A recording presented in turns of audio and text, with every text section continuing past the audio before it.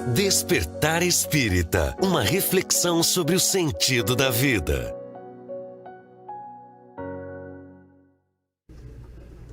Está começando mais uma edição do programa Despertar Espírita. Aqui sempre na companhia do Jorge Brandão, da Márcia de Fô, do Diógenes Chaves e da sua companhia, aguardando sempre o seu retorno, a sua crítica, a sua sugestão. O tema que nós vamos focalizar hoje, ele parte do capítulo 9 do Evangelho segundo o Espiritismo, e que é uma das passagens mais bonitas das lições e dos ensinamentos de Jesus. Bem-aventurados aqueles que são brandos e pacíficos. Bem-aventurados aqueles que são brandos, porque eles possuirão a terra. Mateus capítulo 5, versículo 5. Bem-aventurados os pacíficos, porque eles serão chamados filhos de Deus. E aí, todas as lições nesta grande e profunda mensagem que Jesus traz, né? Nesta passagem conhecida como da bem-aventurança, ou das bem-aventuranças. E aí, nós vamos, hoje a proposta é nos deter sobre a questão 8 do Evangelho, tratando sobre obediência e resignação. Jorge Brandão, para começar, a Márcia, o Diógenes, a partir da proposta desta mensagem de Jesus, bem-aventurados aqueles que são brandos e pacíficos. Onde é que se enquadra a paciência? Onde é que se enquadra a resignação?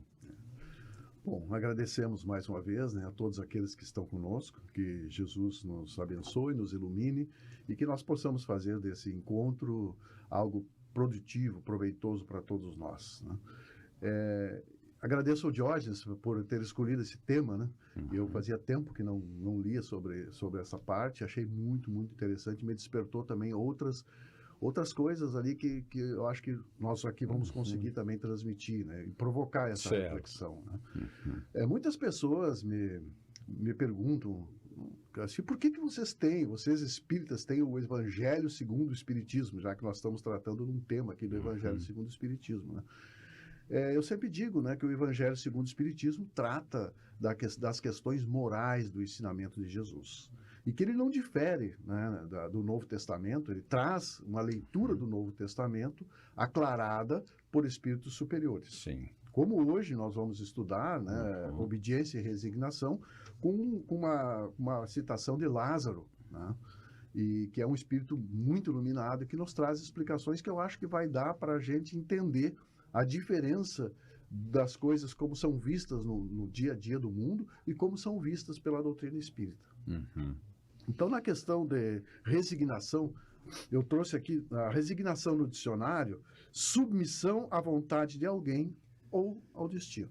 Bom, essa é a definição que tem na maioria dos dicionários, sobre resignação. Submissão à vontade. A resignação para nós espíritas, ou para a doutrina espírita, dá para entender como uma virtude, em primeiro lugar. É uma virtude e difere de acomodação, estagnação. Resignação é a iluminação que vem do coração, como nos diz Lázaro, aqui nós vamos aprofundar aqui durante o programa. É compreender que a dor traz crescimento e o despertar da consciência. É a compreensão pelo coração. Tá certo. Então, isso há uma diferença muito grande. E a diferença de submissão, no dicionário diz condição em que se é obrigado a obedecer. É uma sujeição. Já para a doutrina espírita, a obediência é a negação da vontade. Eu posso desejar, querer fazer alguma coisa, mas se aquilo ali não condiz com a minha consciência, não condiz com as leis, eu não faço. Então eu nego a minha vontade, eu me educo. Eu procuro despertar a minha consciência com o entendimento da razão, através da razão. Então, é uma obediência que vem pelo entendimento e não pelo medo. Então, acho isso bem importante de nós darmos esse pontapé inicial aqui e vamos em frente nesse assunto que temos muito a falar. Ok. Márcia? A espiritualidade responde a Kardec ali como uma proposta de consentimento mesmo, né? Bem nesse pensamento que o Jorge traz. Quando eu consinto alguma coisa, subentende-se que passou pelo crivo da razão realmente. Subentende-se que passou por uma avaliação, uma análise, né? E quando ele coloca como sendo a obediência um consentimento da razão, subentende-se que houve toda uma busca de percepção de lógica sobre aquele processo, como deve ser, né? E realmente, para que a gente tenha um condutor a partir da nossa consciência, como a espiritualidade nos dias nos convida a fazer, né? Para que realmente não aceitemos tudo que vem, porque há extremos nessa questão da obediência também, né? E a gente precisa trazer isso e pontuar para uma análise, porque às vezes há o outro lado e o outro aspecto. E de que maneira eu devo utilizar toda essa proposta de obediência, de resignação, de consentimento, né, de entendimento, pautando minha vida de forma que eu não me torne também alguém totalmente submisso, aceitando tudo, sem fazer as devidas análises e permitindo que tudo aconteça porque eu sou uma pessoa resignada. Eu tenho simplesmente que aceitar tudo, né? E então há um outro extremo.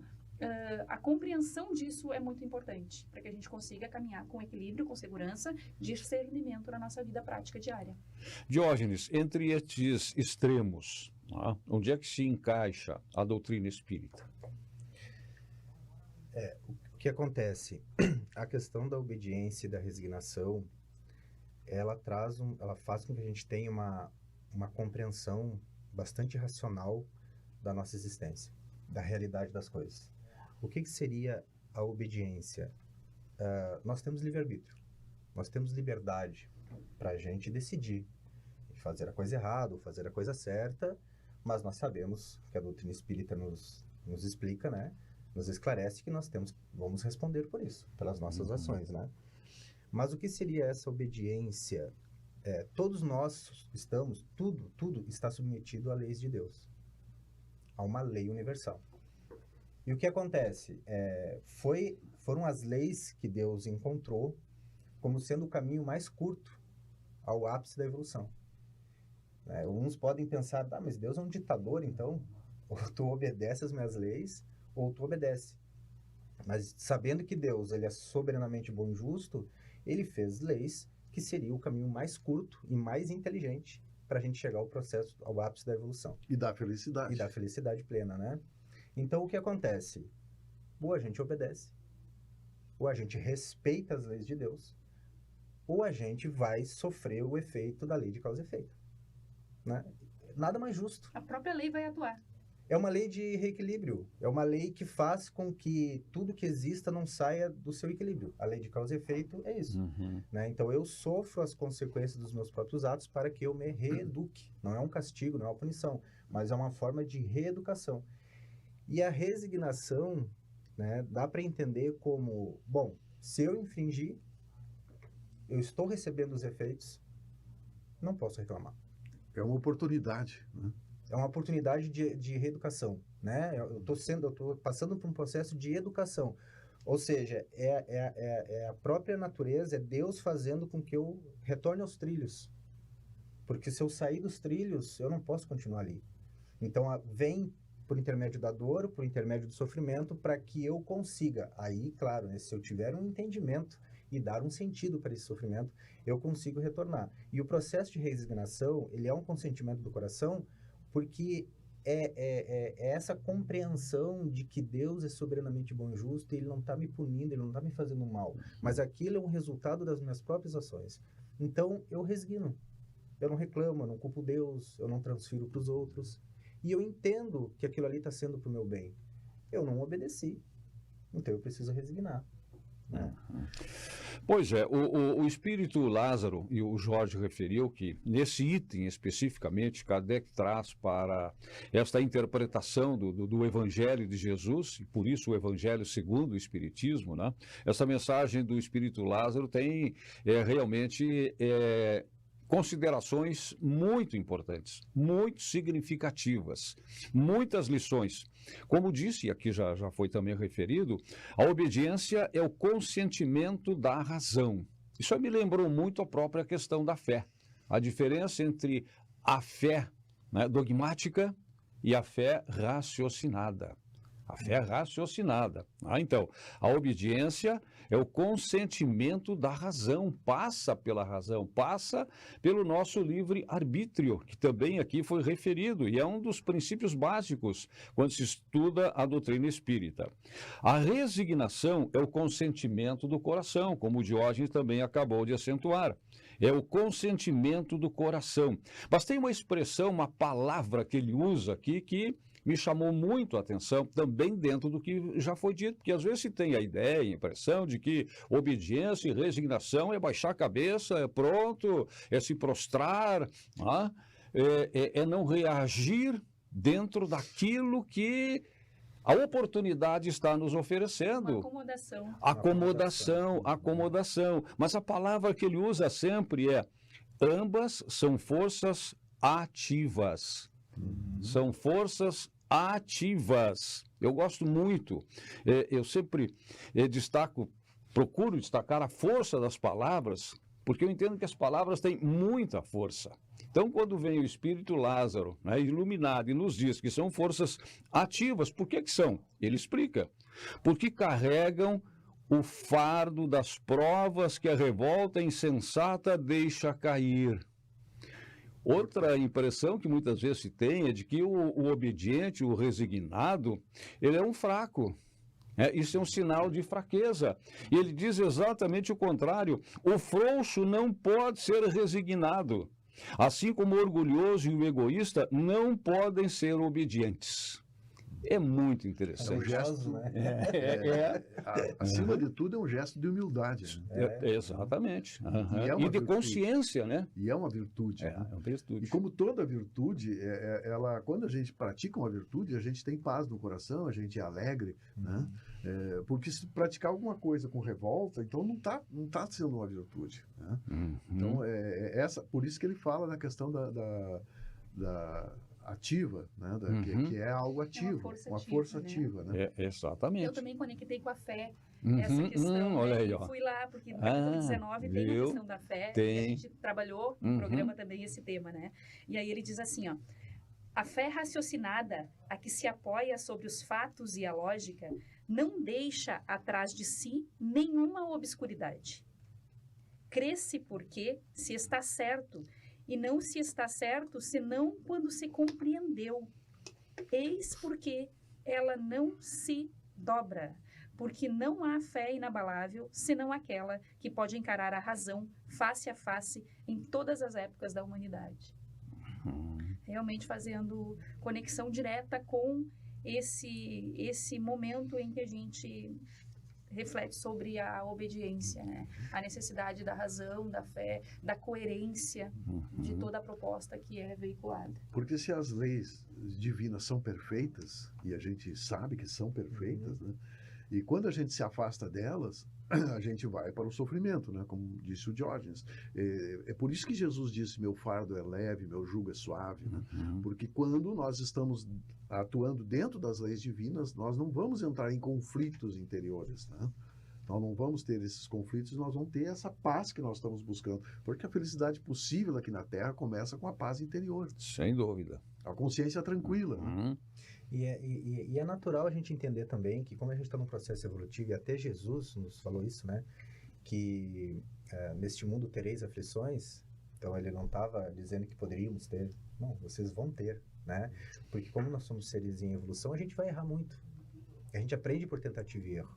Então muitas vezes a gente infringiu essas leis e talvez outras vezes também iremos infringir por ignorância, por tentativa e erro mesmo, né? Mas o importante é entender de que quando a gente sofreu os efeitos dessa desobediência, que a gente tem esse entendimento de que não está nada acontecendo de errado.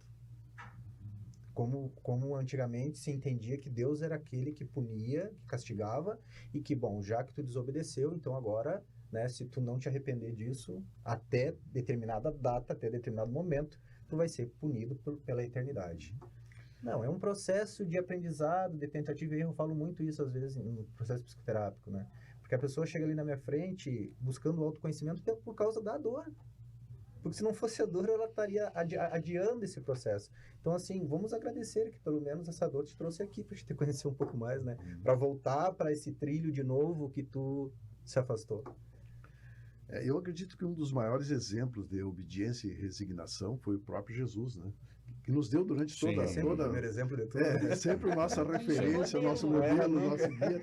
Mas assim, quando ele estava no Jardim das Oliveiras, próximo ali à crucificação, que nada foi surpresa para Jesus. Ele, quando veio à Terra, ele aceitou essa missão, sabendo de tudo que iria acontecer. Né? Ele diz, né, quando ele foi orar, quando ele foi conversar com Deus, ele disse, né, e ele estava precisando de força para enfrentar aquele desafio enorme da crucificação, ele disse, Pai, que se faça a tua vontade, não a minha. Como quem diz assim, eu estou aqui pedindo forças, né, força para que a tua vontade seja feita. Então, esse é um exemplo de obediência, de resignação, né, que o Cristo nos traz. Né? Estava nos ensinando, na verdade, né? Sim. Ali deixando claro para nós que as leis, como o Diógenes traz, elas precisam ser cumpridas, né? Tem uma passagem de Jesus também com Pilatos, naquele instante que ele é questionado sobre a verdade por Pilatos, né?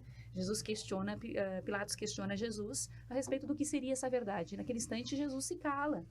Mas Pilatos segue o questionamento, né? Por que não me respondes? Acaso não sabes que tenho o poder de decidir sobre a crucificação ou não, sobre a vida e a morte, nesse instante?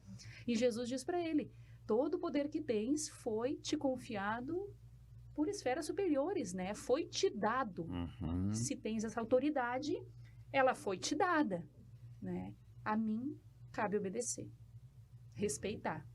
Grandiosidade. São as leis da terra, são as leis nesse Dê a momento. César o que é de César. Isso não significa que tu não vai responder por teus atos. Jesus não estava avalizando ali a postura equivocada dele, mas estava dizendo, se tens esse poder é porque te foi confiado. Alguém te deu essa possibilidade de atuar. A colheita vai ser tua, mas a mim, nesse instante, cabe consentir. Sim. E vem também, século após século, aí uma tirania muito grande de poderosos. Né? E isso criou em nós, né, pelas encarnações pregressas, uma certa resistência à obediência. Né? Agora, à medida que nós vamos nos esclarecendo, à medida que nós vamos compreendendo, e a doutrina espírita nos dá essa possibilidade, a gente vai, então, entendendo, né, como a Márcia disse, a gente vai usando a razão e usando o coração. E vai percebendo não vamos desobedecer uma lei de trânsito, não vamos passar um sinal vermelho, né? Uma professora, ela tem compromisso, ela obedece um calendário e ela vai às aulas, os alunos têm que obedecer o calendário e assistir às aulas, né? Então, cada ser está numa posição diferente, é um processo, né? Por isso nós precisamos ter esse discernimento do que realmente a obediência é uma virtude. Imaginemos a bagunça que fica quando não se obedece nada, né? Sim. Anarquia. É uma anarquia, é Sim. difícil. Dentro de casa, se as regras não forem estabelecidas e de uma certa maneira seguidas ao máximo possível, Sim. como é que funciona? Uma casa lá em casa, por exemplo, com 5 crianças. Se não tiver uma organização e um limite de obediência, um mínimo de obediência, complica muito. E chega a um extremo, vamos imaginar um Grenal sem juiz. Né? Como seria? Né? O que aconteceria no campo? Meu Deus. Com erros, né, e acertos do árbitro, mas é necessária ali a sua presença. Seria cada um a sua verdade. Né? Ele é autoridade. É autoridade, é verdade. Outra coisa que eu também achei interessante nessa mensagem de Lázaro, né, é que ela foi escrita, ela foi ditada, foi intuída em 1863. 1863. E se a gente não olha a data, a gente lê a mensagem e tem a impressão que ele está escrevendo para hoje. Atual, né? É atemporal, né? Atemporal. E tem um momento que ele diz o seguinte, essa mensagem veio no momento em que a sociedade romana perecia nos desfalecimentos da corrupção. Veio fazer luzir no seio da humanidade abatida os triunfos do sacrifício e da renúncia carnal. Cada época está assim marcada com o selo da virtude ou do vício, que a deve salvar ou perder. A virtude de vossa geração é a atividade intelectual. Seu vício é a indiferença moral. 1863. Parece que é para hoje. Cabe bem. Cabe bem. Ou seja, sempre o nosso livre-arbítrio para fazer as nossas escolhas, para decidir os caminhos pela virtude, pelo vício, pela obediência racional, pela resignação intuitiva, porque se vem do coração, vem de dentro de nós. E esse foi também um dos grandes ensinamentos sempre de Kardec, a partir da sua própria formação cultural, intelectual, é conhecer a verdade pela busca do que sai de dentro, ouvir, tocar com os dedos e com o coração, como ele dizia, no processo de interpretação das informações que ele começou a receber no processo de codificação da espiritualidade superior. Então, sempre nós teremos oportunidades de fazer as nossas escolhas e respondermos por elas, né? Respondermos por elas. Às vezes, tem muitos que compreendem, que acreditam, né? A gente falou aqui da anarquia, que hierarquia, disciplina, que isso não é tão importante, porque nós somos livres. Então, como que nós podemos ser direcionados para algo que a gente não quer, ou organizados num processo que a gente não aceita? E aí vem toda uma questão de liberdade de ação, de uma hierarquia mal entendida. Sim. Onde é que termina a nossa liberdade? Sim, exatamente. Quando começa o direito do outro. Então, tem que haver uma hierarquia, né, para organizar tudo isso. Por exemplo, tem a hierarquia moral no plano espiritual. Tem que ter uma hierarquia. Tem que haver regras, para que, havendo regras, tu precisa desenvolver uma disciplina para seguir essas regras. Tu desenvolvendo disciplina, tu promove a ordem, o equilíbrio. Então, tem que haver, não pode ser de qualquer jeito. Só que no momento que eu entendo ao contrário disso, eu vou produzir a bagunça, né? A anarquia, como a gente estava falando aqui. Trazendo aqui uma frase de Freud, que eu acho muito importante da psicologia, né? Ele diz assim: quando eu confundo o meu desejo com a realidade, eu estou criando uma ilusão. Olha, é profundo isso. Isso, né? E essa confusão que se faz muitas vezes. O que eu desejo é algo que pode ser ou não possível, é um desejo, mas eu tenho que estar em comum acordo com a realidade, né? Sem dúvida. Então já é um desejo confuso.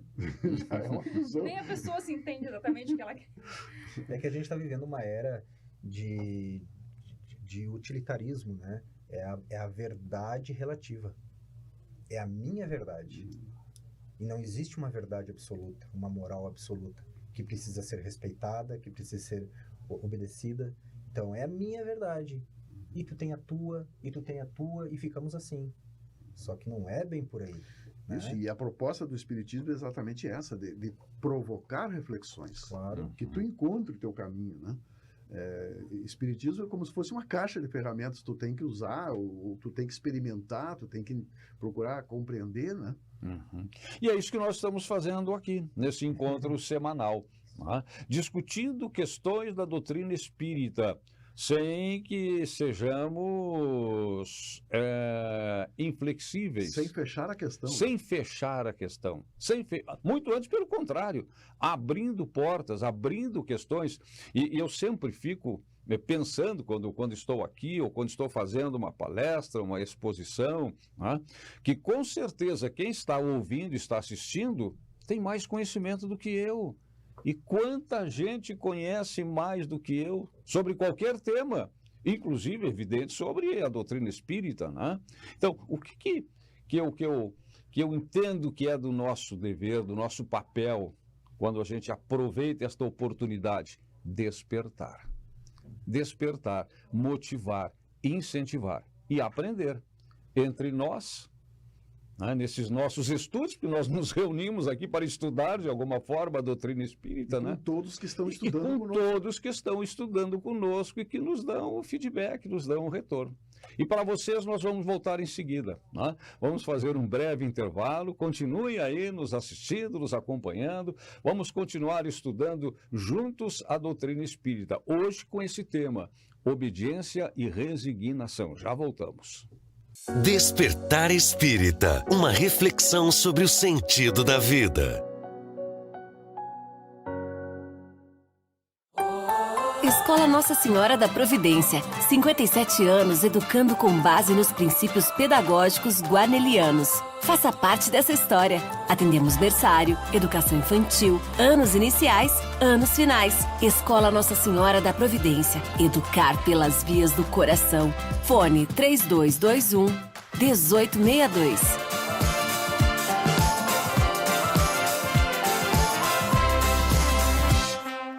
So darling, take my hand, you got to understand.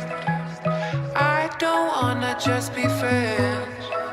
Come away with me and live my fantasy. I don't wanna just be friends.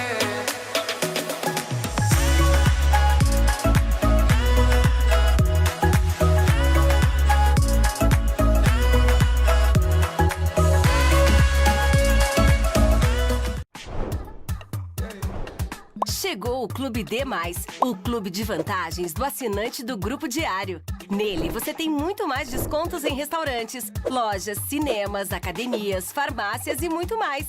Vencer mais. Assine agora pelo WhatsApp 55-3213-7272 ou pelo site do Diário. Clube D+, muito mais vantagens para você. Aos 28 anos, a Della Páscoa Engenharia segue sua trajetória com a missão de oferecer serviços de excelência aos seus clientes, apresentando soluções que possam melhorar a qualidade de vida das pessoas, encurtando distâncias e contribuindo para o desenvolvimento social e econômico de nossa região, através da infraestrutura, tecnologia e sustentabilidade. Della Páscoa Engenharia, há 28 anos transformando a cidade e região. A rede de postos DSL completa 7 anos com combustível de qualidade Santa Lúcia. Unidades modernas, estrutura e serviços para atender com conforto, agilidade e excelência. Para quem é fiel DSL, a rede oferece o aplicativo Postos DSL. Com ele, os clientes têm desconto no combustível e participam das promoções e programa de pontos para a troca de brindes e produtos da loja. Postos DSL Santa Lúcia, agora com 7 endereços em Santa Maria.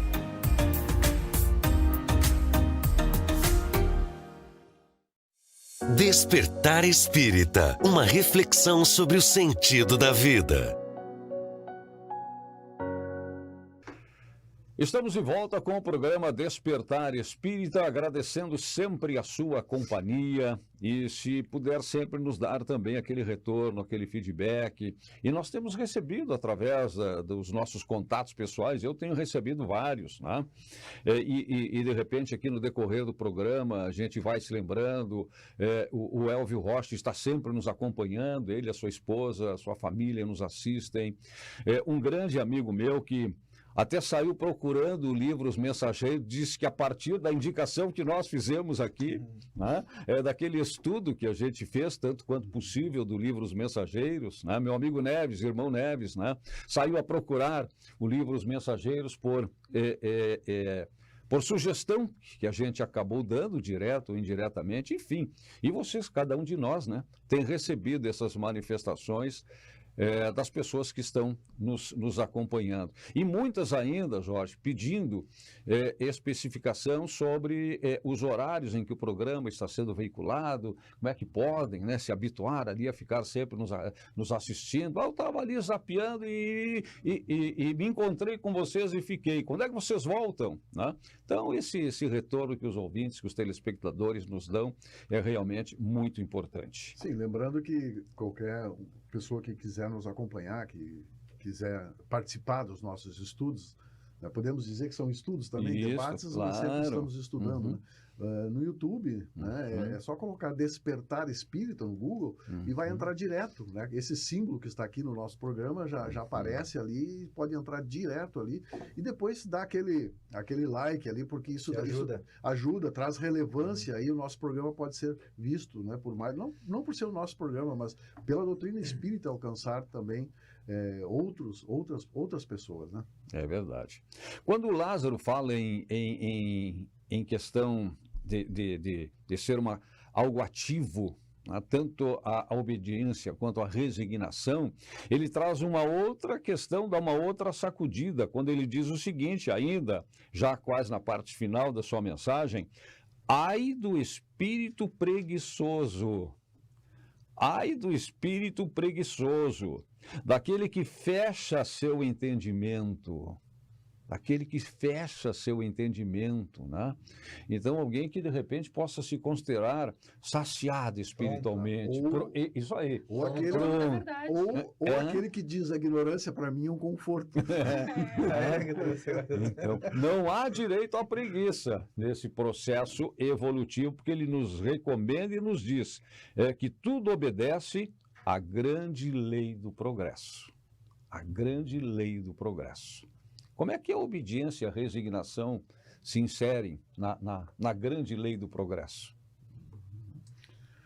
É inevitável, né? É inevitável, né? Nós estamos aqui na Terra, um planeta, vamos dizer assim, ainda atrasado na escala dos mundos, né? Passamos já pelos planetas primitivos, né? E estamos aqui. E a gente tem ainda muitas imperfeições e muitas revoltas, né? Uhum. Nós ainda somos seres que precisam trabalhar essas questões da revolta. Até porque quando nós nos revoltamos diante de uma situação, quando nós nos indignamos diante de uma situação, nós estamos naturalmente acoplando com espíritos inferiores, né? que não nos ajudam, pelo contrário, fortalece a nossa indignação, a nossa revolta. Agora, quando nós temos esse sentimento de aceitação, de entendimento, nós estamos nos conectando com o nosso anjo da guarda, com espíritos superiores que nos dão boas intuições, né? E que podem realmente nos ajudar, né? Então, é inevitável que a obediência e a resignação faça parte da nossa caminhada rumo ao progresso, como tu falou. Uhum. E é inevitável também que ela venha posterior a um turbilhão que aconteça.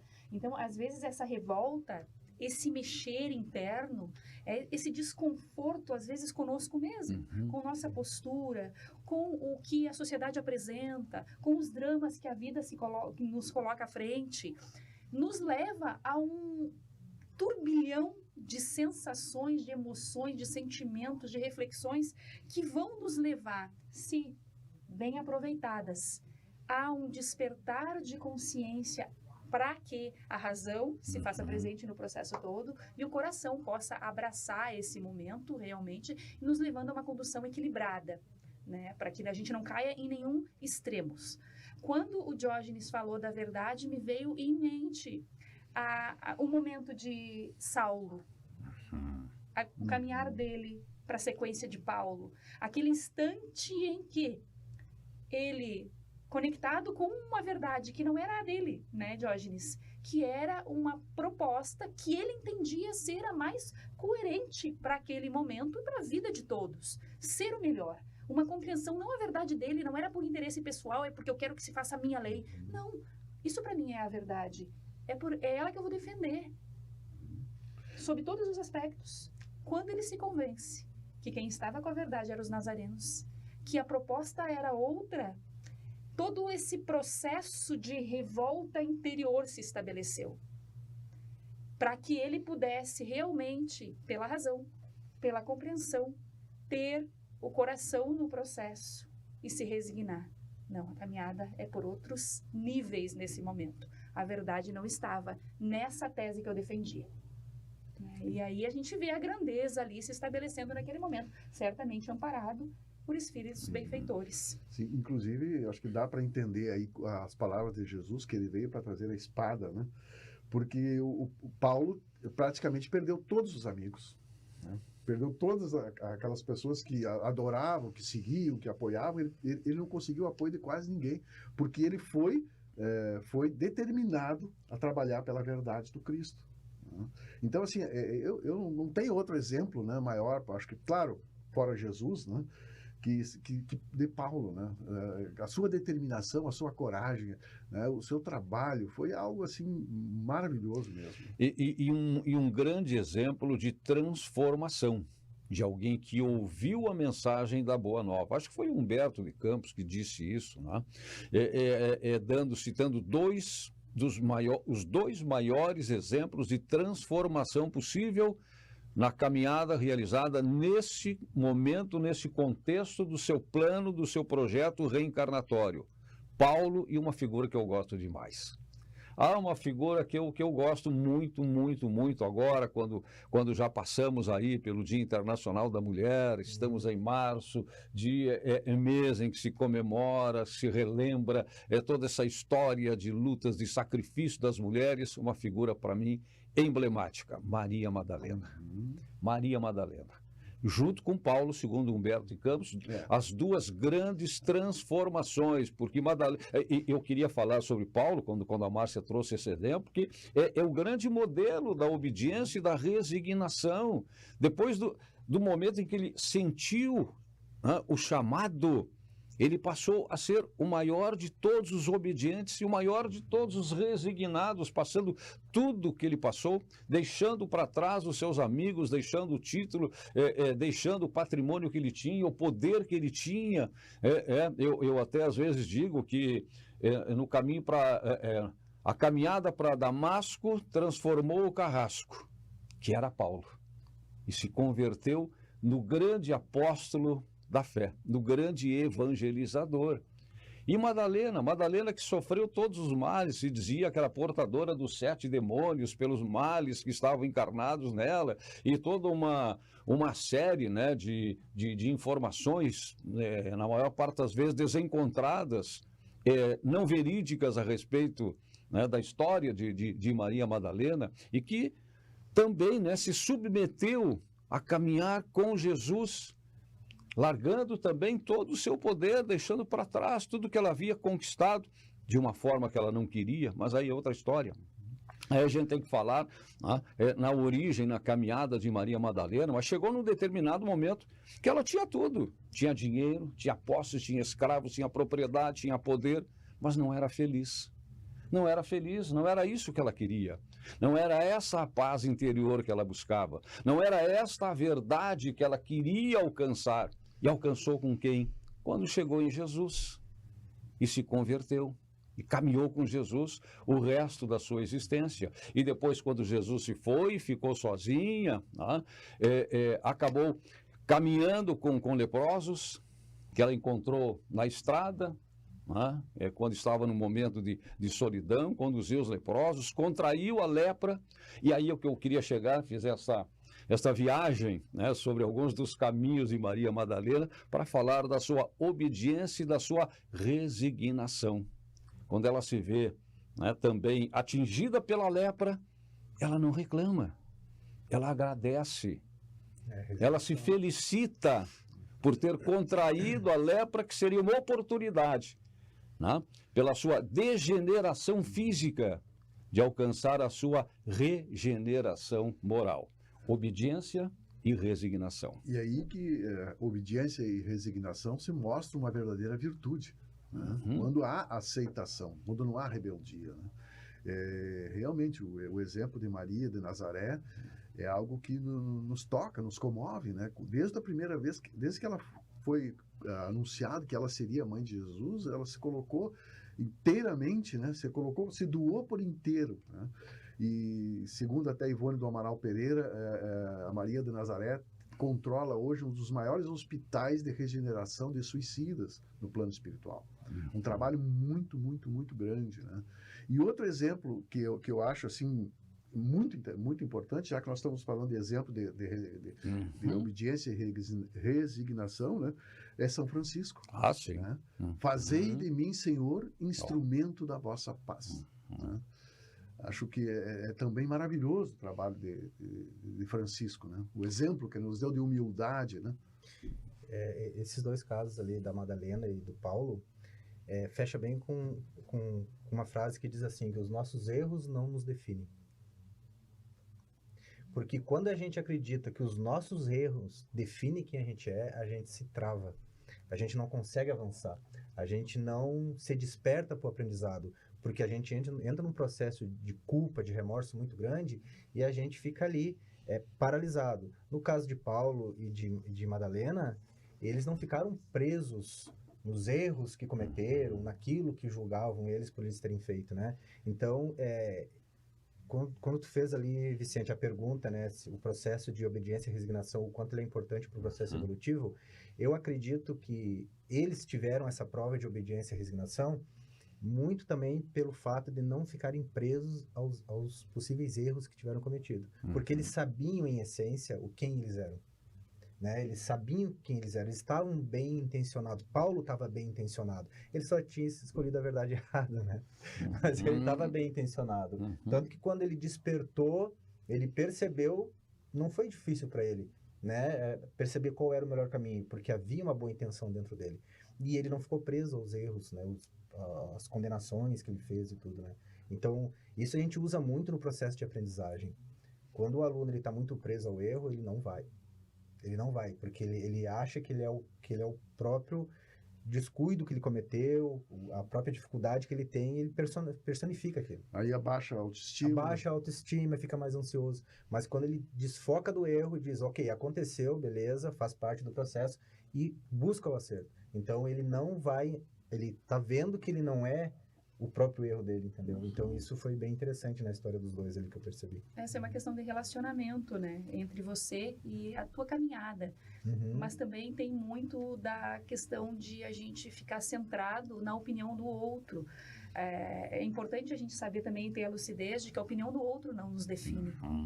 Porque há uma distorção de olhares, muitas vezes, em razão da tua caminhada.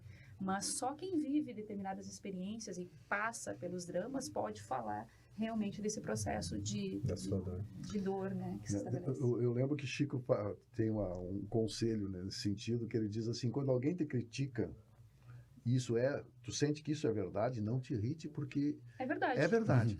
Quando alguém te critica e tu sabe que não é verdade, não te irrita, porque tu sabe que não é verdade. Não tem pra onde correr. Muito bom. É verdade. Não tem pra onde correr. É uma grande sabedoria, né? O que para nós não é nenhuma novidade. E muitas pessoas acabam baixando a cabeça e aceitando tudo também para serem aceitas, né? Essa questão da baixa autoestima leva-nos a esse extremo, às vezes. E a gente se coloca na condição de massa de manobra, muitas vezes sendo conduzidos a grandes equívocos. Quantas mentes desequilibradas hoje conseguem arregimentar determinado grupo, conduzir e levar ao suicídio? As pessoas se mutilarem e desconectar totalmente da razão, da compreensão e seguir uma linha de pensamento desvairada, muitas vezes, né? Essa proposta que vem. E realmente é algo muito sério. São tempos de transição. É verdade. São tempos onde a razão, a lucidez, a coerência, a nossa conexão com o mais nobre possível da proposta cristã se estabeleça, para que a gente não perca a lucidez nesse processo. Falar assim em suicídio, esse é um tema, né, que o Jorge continua sendo a minha grande referência, e é para muita gente aqui em Santa Maria e para muito além das nossas fronteiras, por todo o trabalho, por todo o estudo que faz. Me ocorreu de pensar também, não apenas no suicídio físico, material, mas no suicídio moral. Muitas vezes, muitas pessoas se suicidam, muitas vezes, moralmente, por seguir exatamente a roubos, né, de modelos, de comportamentos, e renunciam a si mesmos, diferentemente de quem renunciou, por exemplo, como Maria Madalena, como Paulo, para seguir a Jesus, que aí estava no caminho da luz. Muita gente se perde na sua própria existência, comete esse suicídio moral, como eu chamo, porque não refletem, não exercem a obediência, não praticam a resignação pela razão e pelo coração. E aí se perdem.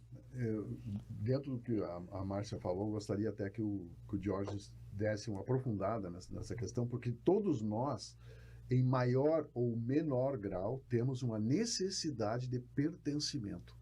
Eu pensei nisso. E aí, Jorge? De fazer parte, né? De ser reconhecido, de ser valorizado. É a ausência do amor. Nós não nos sentimos amados. A gente não se sentiu amado. E aí, como fica esse vazio? Não que não tenham nos amado, é diferente. É como eu percebi a minha realidade, muitas vezes infantil, e o quanto eu entendi que eu não recebi esse amor. Então, fica esse vazio, e aí eu fico depois, na fase adulta, buscando preencher isso, adaptando. Eu acabo fazendo várias gambiarras. Porque, na verdade, a causa, o amor que eu realmente quero, eu não tive. Então, ou eu ressignifico este vazio, ou eu fico sugando muitas vezes as pessoas e exigindo que o mundo me ame. E qual é a melhor forma de eu me sentir amado? Muitas vezes é me submetendo. É fazendo o que os outros querem. Porque daí eu sou aceito, entende? Aí vou criando falsas expectativas, né, em relação ao que os outros vão achar, vão pensar, vão reconhecer em mim, né? Isso. E isso vai fazendo com que a gente acabe cometendo esse suicídio moral, né? Que o Vicente falou. É bastante interessante. Mas isso é muito comum. Isso não é incomum. A Márcia falou numa outra figura que é da vitimização, né? O que ela tem a ver com obediência e resignação? Ou até que ponto ela pode mascarar, digamos assim, né, a adoção de uma atitude de obediência e resignação? Eu acredito que a vitimização é uma válvula de escape equivocada, né? Onde a pessoa procura, de alguma forma, como falta, vamos dizer assim, argumentos, ou falta mesmo entendimento, ou a pessoa não há compreensão, ela usa a vitimização como um escudo. Né? Como, naquele momento, ela se transforma em vítima para que ela não seja mais perturbada. Me deixem porque eu sou uma vítima. Né? Isso é uma falta de maturidade emocional e espiritual. Aí o Diógenes... Eu costumo dizer que quando a gente para de culpar os pais é porque a gente já está tendo uma boa prova de amadurecimento. Tu começou a parar de culpar os pais pelas tuas dores, pelos teus fracassos, é porque tu já está começando a amadurecer. Mas é bem interessante assim também da gente pensar que como faz falta as referências de amor na nossa vida. Se a gente parar para avaliar o caso de Madalena e o caso de Paulo, eles tinham uma grande referência para fazer essa transformação, para fazer essa grande mudança que nos chamou tanta atenção. Eles tinham uma referência de amor imenso. E às vezes muitas pessoas não conseguem se transformar porque eles não tiveram uma referência sustentável de amor. E eles se tornam amedrontados diante da vida, porque quando a gente tem uma referência de amor, a gente se sente seguros. E aí, lembrando a segurança, falta de medo, confiança, fé. Como o processo educacional entra aí, né? E a maior referência de amor de Paulo, qual é que era? Estevão. Que acompanhou ele. É verdade. Estevão, enquanto fazia aquilo para ele, Estevão estava fazendo loucuras. Depois, quando tudo veio, quando ele conseguiu essa compreensão, ele ficou indignado com ele mesmo, né? Porque ele não compreendeu, não acolheu Estevão, né? E ele não foi julgado também, porque quando Jesus apareceu para ele, né? Ele não foi julgado, ele não foi... E muitas vezes é isso. Não foi condenado. Então ele teve uma referência muito profunda ali de alguém que estava acolhendo ele naquele momento, né? E que sabia quem realmente ele era, né? Sabia o potencial dele. Estevão sabia quem ele era. Estevão, o primeiro mártir do Espiritismo, ao desencarnar, morto por Paulo, o que faz?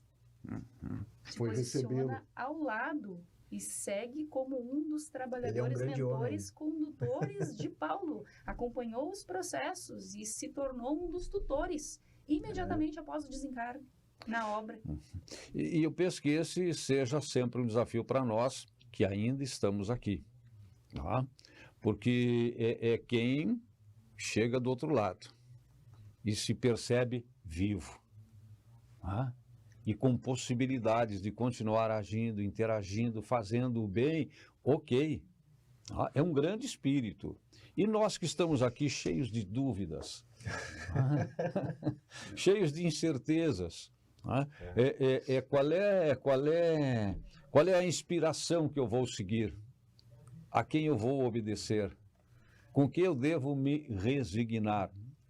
Para mim tem algo que resume, e que nós já discutimos aqui em outros temas, E a gente vai percebendo, na medida dos nossos estudos, que muitos temas vão sempre se relacionando, estarão sempre conectados. A certeza da vida futura. Mas quando o Lázaro coloca aqui a questão da compreensão ativa, né? Eu acho que uma pergunta que nós precisamos fazer constantemente para todos nós, né? É o que nós estamos fazendo com o conhecimento que nós estamos adquirindo. Ah, sim. Porque Chico, no final da vida dele, ele comentou, acho que eu já comentei isso aqui num programa, ele disse assim, os espíritas, na sua grande parte, estão desencarnando muito mal. Então isso é um alerta para todos nós, né? De nós colocarmos em prática no dia a dia tudo isso que nós estamos aprendendo, né? Eu acho que quando Emmanuel fala que a maior caridade que a gente pode fazer é a divulgação, e a divulgação maior é através do nosso exemplo. O nosso exemplo em casa, no lar, onde a gente tem os maiores desafios, no trabalho, na rua, em qualquer lugar, né? Fazendo aquele serve e passa, como disse Bezerra de Menezes, né? Lembrando que a fé é uma forma de nos confortar, de nos deixar seguro perante os nossos desafios. Eu penso também que o Brasil ele é considerado o país mais ansioso do mundo. Ou seja, podemos dizer que é o país que é a população mais amedrontada que tem. E é a pátria do Evangelho. E 88% da população é cristã. O que aconteceu aí? De que maneira esse Evangelho foi introduzido? Será que realmente a gente introduziu o Evangelho? Será que a gente realmente compreendeu Jesus? Será que realmente a gente está confiando nele? Porque é uma contradição, né? Isso. 88% Sim. cristão e o país mais amedrontado. Pois é. O Espiritismo, né, que é o Cristo redivivo, quando nós falamos no cristianismo puro e verdadeiro mesmo, é aqueles primeiros 300 anos, né? E quando o Império Romano abraçou e trouxe o cristianismo, houveram muitas deturpações até hoje. Né? A fé pelo medo, né? Sim. Aí houve uma série de atitudes que não vão ao encontro do que Jesus nos ensinou, que na verdade, a única religião que Jesus criou foi a religião do amor, né?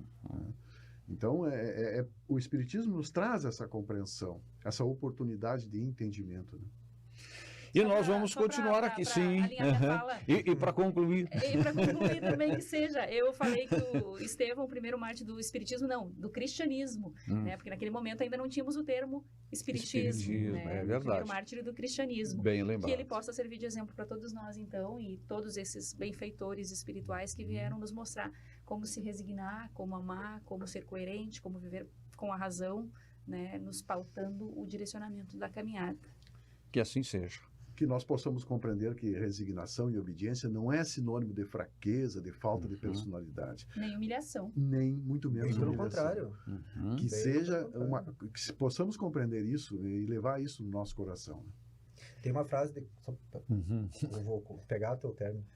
Tem uma frase de Kant que diz assim, ó, livre é aquele que consegue fazer o que não gostaria de fazer. Esse tem a escolha de decidir diante de uma atitude. Bom, isso não tá legal para mim, então eu não vou fazer. Porque normalmente as pessoas dizem que livre é aquele que faz o que quer. Não, esse é escravo dos seus desejos, dos seus impulsos. Das suas ilusões. Entendeu? O livre é aquele que pode escolher. Não, eu não quero seguir esse caminho. Por vários motivos, né? Por discernimento, por conhecimento, muitas vezes da espiritualidade, não quero seguir. Por mais difícil que seja não seguir, por mais que doa. E às vezes não quer seguir, mas precisa seguir. Precisa, essa é a palavra. Entende a necessidade, eu preciso ir por aqui, tem regras, a vida tem regras, estabelece limites, e eu preciso também ter essa coerência, essa compreensão, né, que preciso seguir e então, obedecer. a obediência é uma decisão. É uma decisão. E nós seguiremos, né? O nosso tempo terminou hoje, a gente não quer parar, né? Quer continuar pela vontade de continuar partilhando os nossos conhecimentos, né? Ainda muito parcos, ainda muito reduzidos, né? Mas também queremos sempre continuar na companhia dos nossos telespectadores, né? E teremos outras oportunidades em outras edições. Jorge, faltou alguma coisa? Não, lembrando essa fala de Freud, né? Quando eu confundo o meu desejo com a realidade, eu crio uma ilusão Sim. só para complementar. Muito bem. Então, tá bom, voltaremos a nos encontrar na próxima edição. Continue nos acompanhando sempre.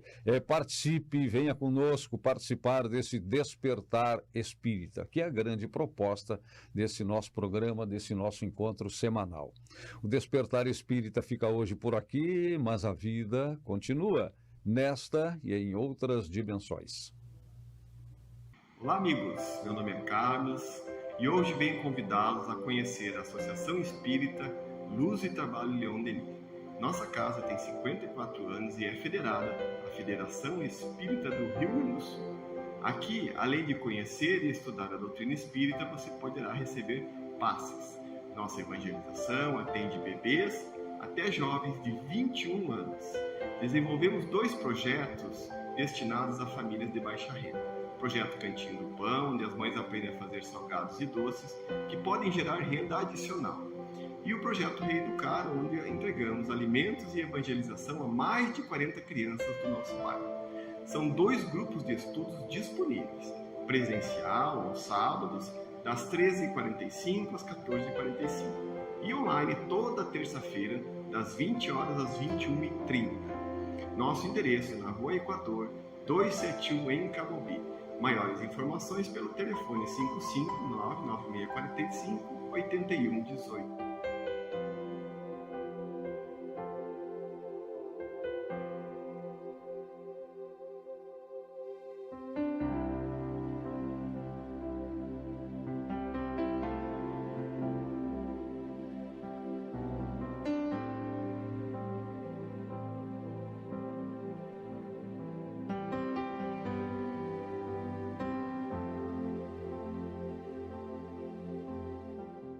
Despertar Espírita, uma reflexão sobre o sentido da vida.